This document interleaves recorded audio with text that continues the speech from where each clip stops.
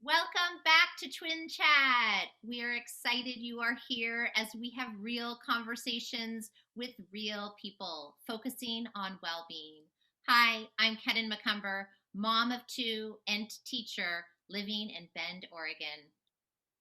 And hi, I'm Steph Kafori, mom of three, living in sunny Hawaii, and I am a life coach. Today, we are thrilled to have Amie Kurian with us. Welcome, Amie. Thank you. So, Amie is our dear running friend, and Kenan and I both know her from different realms of our lives, and she'll go into that later. But Amie, a little background on Amie, she's a graphic designer and creative director. She's worked in large and small agencies throughout the country and transitioned into to design freelance work when her girls were little.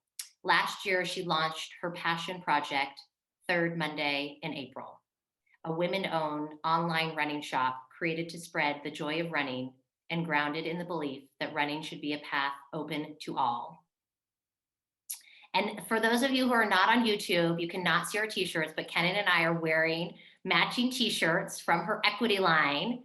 And the equity line is called The Year Women Could. And I absolutely love this. Everyone go check it out at our website, Third Monday in April. And for those of you, like I said, who can't see it, the shirt says 84, the first Olympic year women could run the marathon. Welcome, Amie. Again, we're so thrilled you're with us. And first of all, I'm loving my t shirt. I'm showing it again for our viewers. Um, you are so talented and awesome. Amie and I have a history of sharing our love of running. And before I moved, we were running partners, getting up early in the morning and doing long runs on the weekends. We have run countless miles together, including a handful of marathons. Our runs, Amie, were such a time to connect. And I remember sometimes joking about the fact that you and I spent more time together and definitely had deeper conversations than we even had with our own husbands. And I so miss those long runs and incredibly awesome conversations. So I'm just really putting my plug in for you to come move to Bend so we can be neighbors and run again. So just keep that in the back of your head. It's so true. It's so true. I feel like running friendships really is a chance where you can give each other that gift of uninterrupted time that is so rare these days. And it's a gift to have that time with someone, to not only go into like those deep things that you learn about each other, big things, moves, and babies and all of that kind of stuff, but like also like what are you making for dinner, and just those like very random things. You're really able to be a part of each other's lives, and I think that's such a gift that running friendships have.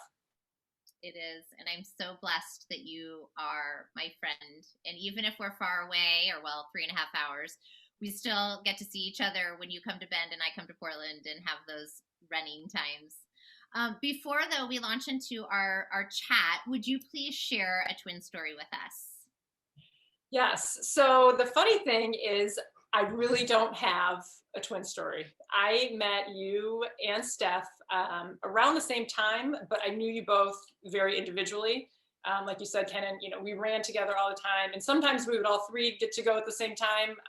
But Steph, you were having babies, and there was always a little juggling there. And then Steph and I, we got to work together. So we would do pitches together and work on, huge projects, creative projects together.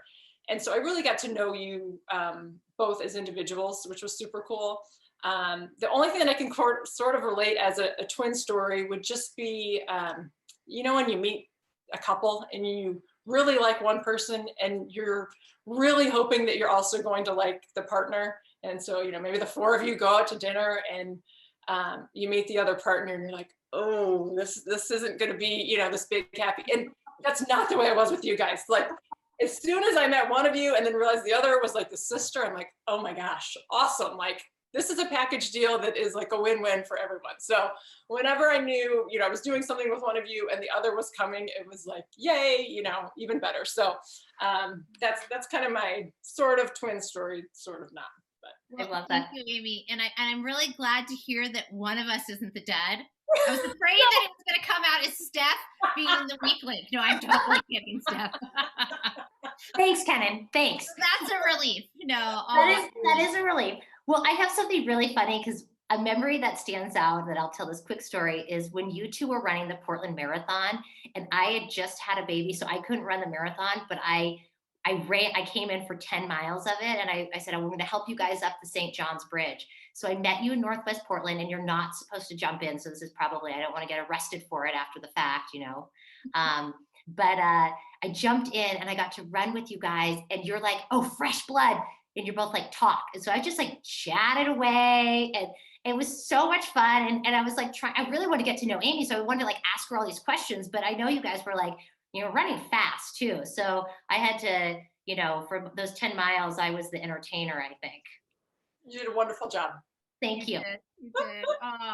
Well, Amy, let's launch straight into your company that you started, and I would really love to hear more about the name Third Monday in April.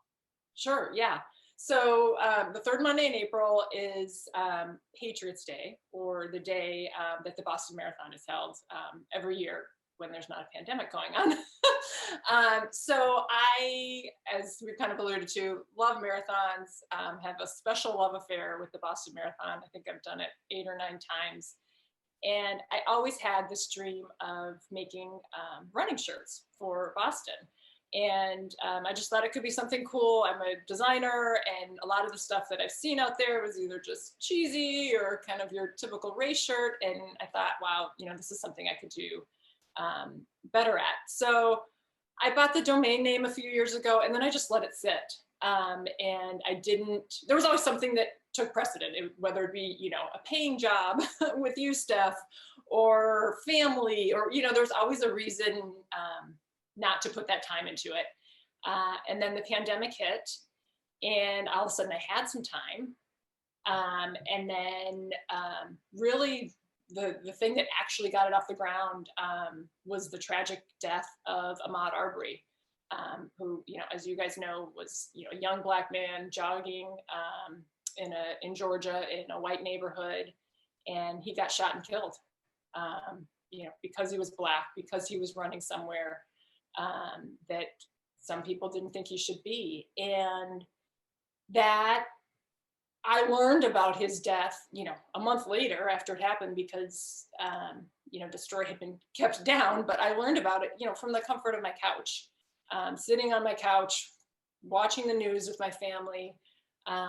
And the privilege of that really struck me. And it also hit me, especially because literally the day before, I had gone with a running friend. We were sick of our normal routes because it's the pandemic and that's all we were doing.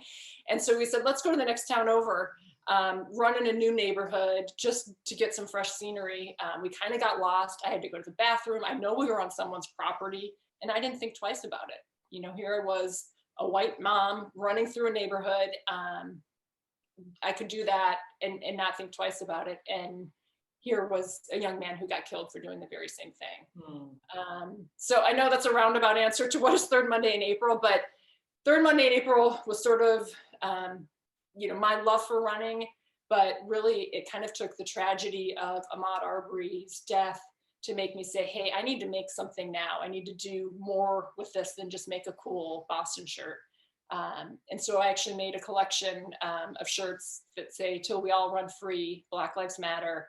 And I donated all the money to the Equal Justice Initiative, which is an organization, fighting for social change. And so that was kind of the start of it. So it kind of took something outside of myself that really made me kind of get it off the ground. That's wonderful, Amy. It's such a, like you said, when I vision you sitting on your couch hearing this news, and to probably say, I'm not going to sit on my couch any longer, right? I need to do something about this. And I need to do something that makes an impact. And what an impact you've made, and you've donated quite a bit of money. Yeah, Um, so it kind of was one of those things where I was like, you know what, I'm going to put this out there on social media, and probably a couple of my friends and my mom are going to buy the shirt, right? And it didn't, people shared it, and it yeah. So to date, we've donated over $2,000 to the Equal Justice Initiative, and it really, I think, it's heartwarming in the sense that I think there is real change happening, and people are kind of waking up, to the reality that we don't live in a world that we all wish we did, and that there's so much work to be done. And again, I'm no expert in this. I'm a white woman who's got a love for design and love for running, and just really felt moved when I was kind of struck with, wow, not everyone can do this. And it's a shame that it took something like that, to really make me see it. But I think that, we all do the best we can. We take the gifts that we have and we try to, make the world a little bit better with it. mhm. Yeah. Well, and Amy, so you started with the Black Lives Matter line, and then you've Yeah, also moved in to the women's equality line. Can you tell us a little bit more about that? sure, sure. So that actually started with a conversation that I had with my mom, who's now in her 70s. So when she was a high school girl in the late 60s, she told me that her and her fellow girl classmates, because they separated, the girls and the boys for PE during that time, that the girls were only allowed to run once around the track once a year. That they thought, running could harm a woman's reproductive capabilities, that we weren't built for that. We were, the weaker sex. And so she told me that, and I couldn't believe it. And I Mhm. have two daughters, and I thought, I don't think they know this. I don't think they understand how much has changed since then, and also how much hasn't. Yeah. And so I started kind of talking with my daughters about it. And one of my daughters, a 13-year-old, um, I said, why do you think that we, sit around on Thanksgiving Day, for example, and, watch men play, the big game on TV? Why, she'll pop in the living room and we're watching men's basketball, that kind of thing. Why do we see so many more men athletes? And she said she just thought it was because boys were better athletes.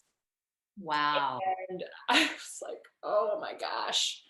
But that was her reality. She didn't have the education or the context to realize, whoa, men have had this huge head start, right? Mhm. Women weren't even allowed to run in the 60s, women, like the shirt that you're wearing, couldn't run the Olympic marathon until 1984. I mean, that's 88 years after the men. So if we don't get that information to this next generation of girls, they're going to make their own assumptions. Like, oh, girls And just there won't aren't and there good. won't be change. There won't be change, right? So this is interesting, Aim, because you said that your mom helped motivate this, this next line of yours. And our mom, Kenan and my mom, in 1966, she was at the University of Oregon, and she was in a co-ed PE class. And Bill Bowerman, who became one of the founders of Nike, was her was the coach of the PE class. And women, like you said, women were not running at that time. And she and a couple of women loved to run, and they would run in this PE class. And she had friends that even told her that she had, like, oh, you're addicted to this. When you go on a 5 mile run, it's an addiction. And they judged her for this passion of running. But it didn't stop her. She kept running. And she told us a story of she went running with a couple of the boys from the track team, and they went on probably a 5 mile run, and they were coming back to the campus. And because the boys had a track meeting, because there were boys track team, so they Right. had a track meeting at the stadium, so they were running in to the stadium. And my mom looked up, and the stadium was full of track boys, and she paused and tried to pivot because she was so embarrassed to be seen running, and she ended up tripping. And it was a cinder track in those days, and she fell, And that one of the boys that was running with her, he reached down and gave my mom her hand and picked her up, and the whole stadium started clapping. Wow.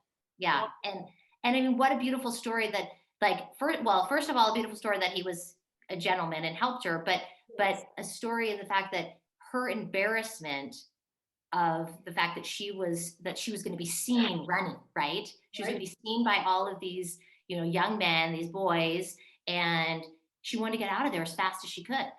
And Kenan, tell this. I think this is interesting because the juxtaposition in my parents' relationship is that tell about our dad being a basketball player. Well, yeah. So dad played basketball at University of Oregon as a point guard for 4 years, and very successful career. Continues to play as he just turned 77, which Wow. blows my mind because he's still such an inspiration to my boys and all the grandkids. He gets out there and still plays basketball with them. Up until the pandemic, he was still traveling around the US and even the world to play in tournaments. And so it was to have a mom and dad both incredibly athletic, and to empower their children to know that we could do whatever we wanted was such a gift. Mm-hmm. And while my mom, she ran one marathon and said that was it for her, I often draw upon her as that inspiration for going down that path as I have, and of course sharing that with you, Amie. And it is it's pretty special, but it is, I really think what you touched upon, being a mom of boys, it's so different for me, but we do have those conversations in our house. But it's in such an important piece that we have to talk about. And we could go into so much more with equal pay, even that we're not even close to being there. We don't have the equal airtime or pay. And we are the ones who can make the change through starting a clothing line like you have, by talking to our girls, educating girls and boys. Absolutely. Because it's not boys, as I said, need to hear it just as much, so that we break down what's become a norm in reality, and make those life altering changes, really. Mm-hmm. Absolutely. No, I loved what you said about boys too, because the current thought in society that we're fighting against, that girls aren't as good as boys and all that. Well, we hear, my girls have, shirts on them with, girl power. And we hear that message a lot, like girls can do anything boys can, right? And so girls and boys hear that message, yet it doesn't play out. Then why don't you see just as many women, on TV getting paid? Why don't you see women getting paid as much? Why don't you see, women in government? Although, we just made a huge first step there, but it's nowhere near, equal, right? And so if what we tell our kids and ourselves, if we're adults learning all the time too, if what we are being told doesn't match up with our real world experience, we make those assumptions. And so for boys, they may just assume, well, the girls just aren't as good athletes. They don't like it as much. Maybe they're just not as interesting. Your boys are going to make that assumption too. That will be just as detrimental for them as they go into the workplace, as they have relationships. It's girls and boys both need to get that message. So I think it's so true what you're saying. This isn't a girls only. Absolutely. Well, and I have to laugh, Aim, because when I found out that my second was going to be another boy, I made a vow to myself that I would be there with my boys in outside playing basketball with them, enjoying the love, whatever path they wanted, but that I was in their lives in that capacity, so that it wasn't just, oh, I'm going to lean on dad for this. It was, oh, and up until my 13-year-old is now almost as tall as I am, And I could beat him in basketball up until the pandemic because he started playing so much more. But, it's that kind of thing where they got to see I was out there, I'd block his shots, I'd get rebounds and playing hard. But anyway, it's so important. Yeah, and Ken and I have this picture in my head of us throwing the football, right? Because we have an older brother and our dad, and we didn't think it was any different that we were out there throwing the football, and we can throw, a pretty good spiral. Isn't that what it's called, a spiral? Yes. Yeah, spiral. So anyway, Amie, what I am so interested in as well is that you have launched and have the successful clothing line, and so many people talk about, I have this passion project I want to put out there, and I want to make this into a business, and they never get to it.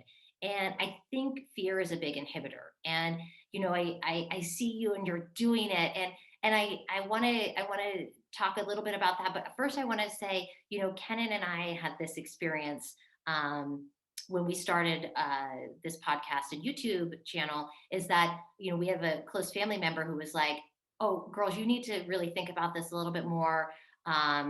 Maybe launch in the spring." And we were kind of like, "But we're so excited, we want to do it now." And Kenan, you jump in too because you heard this conversation. Well, yes. It was really, Steph, like, I think the person was, again, fear, coming from a place of fear, like, oh, are they going to fail? It might not be what they're thinking it's going to be. And you and I discussed that and said, hey, are we going to, what's our plan? And we decided to jump into it. But you made the really good point that it did help us to sit down and really strategize and come up with a focus and an intention versus just, oh, we're just going to get out and shoot from the hip and have a chat. Yeah, because exactly. We wanted it to be organic and authentic, but also with a purpose. Yes, Kenan, it's exactly right. And Joseph Campbell talks about a great deal, if any of you know who he is, about following your bliss in choosing the work that you do. And Amie, I want to talk about that, following your bliss. And I also want to talk about you overcoming whatever you overcame to actually launch this awesome line. Yeah. No, I think, there's so many good points in there that I can connect my story to you guys starting this podcast as well. I think for me, following the bliss, like that was always there. I had that love of running. I had that confidence after, designing for 25 years that like, yeah, I could make something that would be unique and special in this environment. But I think taking that next step, getting over that fear of actually doing it, really took something almost outside of myself. It was this crazy world we happened to be in, right? Mm-hmm. So finding myself, I think the pandemic really made us all sort of look at the world differently. Well, if it's possible for the world to shut down, like what are all these other things that maybe I had reasons to believe weren't possible? Maybe they are possible now. So I think there was a big element of that. And then, like I said earlier, learning, and really it is me learning. Like we've always lived in this, racist world. We haven't made, nearly as much progress from the time of slavery as, we would like to believe, right? So me sort of waking up to the fact that, a Black man can get killed just for jogging down the street was really the part that was, I think, pushed me over the edge from this is an idea to, okay, I have to act on this. I can't sit with this anymore. So I think that really was what propelled me to get over that fear of starting something new. Mm-hmm. But I can totally relate to you guys in terms of like the doubt and the questions, when I was first going to release, this first shirt, the Till We All Run Free, Black Lives Matter. I had a family member who, was excited for me, and it was showing it to another family. Oh, look what Amie's doing. And the other family member was like, wow, like, are you sure that she wants to say that? Maybe if she just said till we all run free. It might, appeal to more people. And this family member, told me that feedback, and it was like one of those moments where I'm like, I don't care if no one buys this shirt, I will not do that. Like, it sort of steeled in me, like, no, the time for that, the time for, all lives matter and all that has come and gone. Like, we are clearly, they don't all matter. And so let's be real about this. Let's own up to the world that we're living in, and let's do something to change it. And if that means half the people look at my shirt and say, oh, I would never wear that, fantastic. I don't want you to wear it, So I think sometimes hearing doubts about whatever you may be trying to create can help you, look farther down the line and maybe look at, things you hadn't thought of, but it also can help you realize, like, this is the path that I want to take. Yes. And that's what it did for me. And what I love about that is, that made your conviction so much stronger rather than the opposite end, which is paralysis, right? Well, I'm not going to do this for fear that people aren't going to like it. I'm going to get judged. And you know what? The bottom line is there are going to be people that aren't going to like your equity line. There's going to be people who don't like our podcast and YouTube channel. And you know what? That's what what you said. I don't want to interact with you. This is something that if we kind of let the negativity and all of that steer us, what a sad existence we're living, because we're not living our true authentic life. Absolutely. And I love it when you're also you're doing this with your daughters. I mean, when we got our t-shirts, it came with this awesome like little card, and it had Amie and her daughter's name on it, because I'm assuming she helped you with your packaging. Amy, tell us a little bit about that. Yeah. So it's so funny because, this is all about women and running, and my daughter actually doesn't like to run at all. But what she did want was a new computer. And so she worked with me all summer long. When we did the Black Lives Matter collection, we actually went and hand delivered like close to 100 orders in Portland, because I knew if I did it by hand, then I could, donate the shipping costs. So we drove around in my van for days, delivering all the shirts. She helped package them all. And then now with the women's line, she does all the packaging. She's, she ties the bow on it. I mean, she's super into it. She's fantastic at it. And she loves the fact that it's about equality. She's super into that. Not so much on the running aspect, but she gets paid for it. She takes it really seriously. So I mean, I think there's so many great qualities about it, but it's super fun to do it with her. That's awesome, Amy. Well, Kenan, we have time for one last question. I'm gonna let Kenan ask that last question. Absolutely. But before I ask the question, Amy, tell us about the sweatshirt you're wearing, because I love it. Oh, yes. So this is also from the Women's Equality line, and it says, "Not too weak and fragile to run, established 1972. It's got like velvety letters. It's super soft and cozy. But the meaning behind that was that women were told that, you can't run, you're too weak for it, you won't be able to have children if you do. And so 1972 was the year that officially women could enter a marathon, run on the same course as the men, have their times counted. So that's kind of where I put that established by 1972, because I kind of used that as the benchmark. Prior to that, like, okay, you could do a 10K, or you can run the marathon, but you have to start at a different time, or we're not going to count your time. There were steps along the way, and there were so many women who fought for that change. It wasn't like they just one day were like, oh, okay, now you're in. Like, women really, really went to bat. They, in the New York Marathon, they sat at the starting line in protest of the different start time. So there's so much cool history. If you go to my website, I have a blog post all about it. So this is one of the pieces from the line. Well, and Am, I do want to add one thing. Didn't you launch this right after Ruth Bader Ginsburg's passing? Yeah, so I mean, it was all in that, right in that same time frame. And of course, the work she did is just unreal. Like, we wouldn't be able to have credit cards without her husband's name associated with the account prior to the work she did. I mean, there are so many things that so many women have done before us. And I think the cool thing for me about creating this line was I feel connected to those women when I wear it. And when I, we ship out the orders and all that, like you're kind of getting all that power of those strong women who've come before us. And by wearing it, you're kind of educating, the new generation too.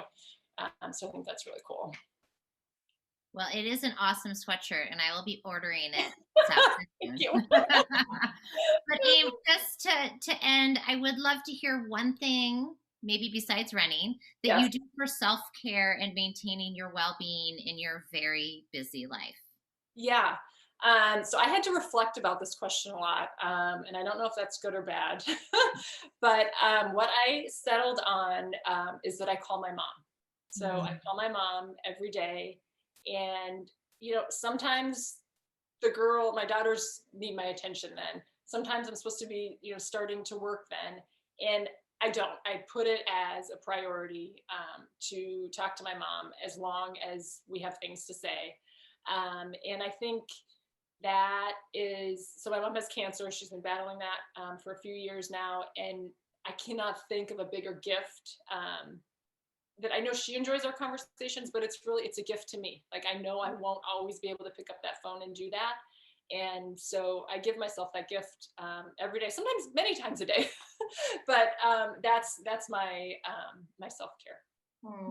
I love that. I love you that. Have such a loving, beautiful mother too. She is a special woman. Yeah, absolutely. Well, because she's influenced, as you said earlier, she's with you. She's been with you through this whole journey too. Totally. Yeah. And this, this collection wouldn't exist without her. And I'm just really inspired by her and your mom, that whole generation of women that have really fought for change so that we can sit here and have this conversation, Yeah, absolutely. Absolutely. So, and Amie, can our viewers can find you at your website on your online store at Third Monday in April. Yep. And they can follow you on Instagram at Third Monday in April. Yep. Is that all that's correct? Correct. Yep. You got it. Awesome. Yep. So everyone out there, go get yourself some shirts and stand up for, this, show the world what you believe in. And we want to thank everyone for joining us. Amie, thank you especially for your time, for your thoughtfulness, for sharing your story with us. I feel so inspired. I'm grateful to be wearing my t-shirt. And I also wear my Black Lives Matter. And I had a guy at the grocery store the other day. He was like, love your t-shirt. And it's in Hawaii. It's getting worn over here all the time. I love it. That's so cool. Yeah. Thank you so much, Amie. What's that, Kenan? I just said thank you so much to Amie for being here. And again, please follow us on YouTube and Instagram at Rise Life Coach. And you can also get our podcast on Spotify and Apple Podcast, and it's Twin Chat with S&K. So thank you again so much, and till next time. Bye. Bye.